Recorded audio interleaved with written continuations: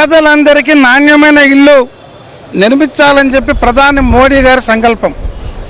మన రాష్ట్రం పరిస్థితి చూసినట్టయితే దాదాపుగా 25 లక్షల గృహాలు జగనన్న కాలనీల పేరుతో నిర్మాణాలు ప్రారంభించారు.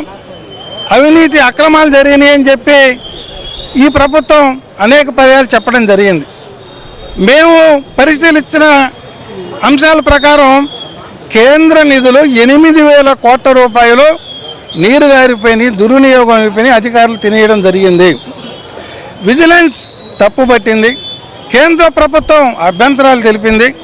అయితే నేటి పాలకులు అవినీతి అక్రమాల మీద చర్యలు తీసుకోవాల్సింది పోయేసి అవినీతి అక్రమాలు చేసిన ఐఏఎస్ అధికారులు ఎవరైతే ఉన్నారో వాళ్ళను రక్షించే ప్రక్రియకి శ్రీకారం చుట్టడం అనేది అత్యంత బాధాకరంగా మేము భావిస్తూ ఉన్నాము. రాష్ట్రంలో 832 మంది కాంట్రాక్టర్లకు ఐడీలు ఇచ్చి వాళ్ళ చేత 3,25,000 ఆప్షన్ 3 పేరుతో ఇళ్ల నిర్మాణాలు సాగిస్తూ ఉన్నారు.